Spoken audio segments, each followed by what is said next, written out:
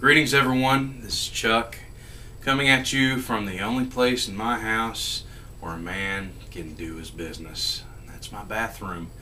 I was going to do this in the chill room, but the light is on the fritz again, so we came in here. But I hope you all are having a good day. Today is President's Day. Actually, it's no longer President's Day.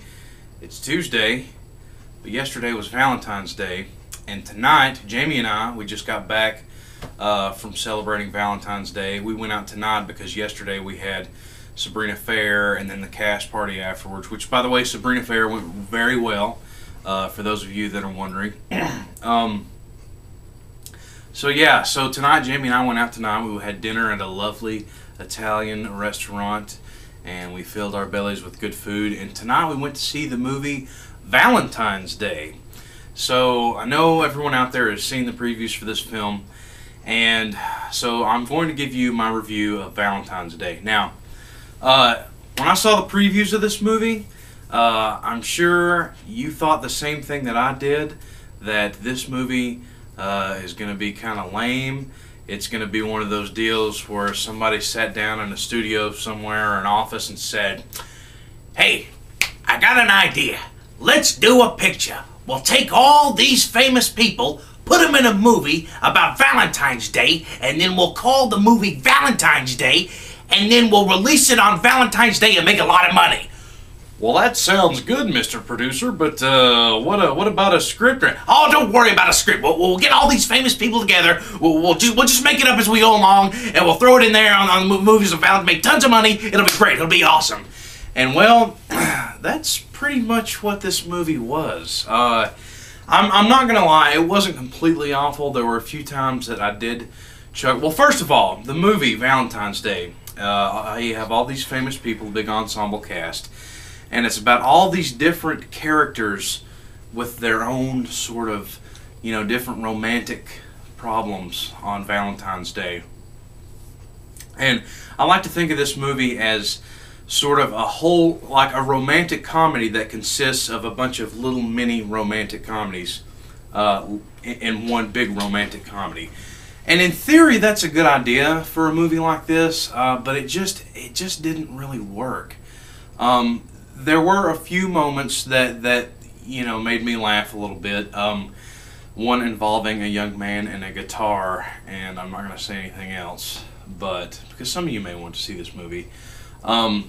But yeah, there was just so much going on in this movie that it was just hard for me to care. It was hard for me to get involved with these characters, let alone these characters being played by really famous people. This might have worked a little bit better if they would have trimmed it down a little bit, got rid of some of the sub stories, and maybe cast a few no names. Maybe I would have connected with the characters a little better. But yeah, there was just so much going on, and there were a few of the mini romantic comedies that stood out amongst the others. One of them I'm going to say is Ashton Kutcher and his little story.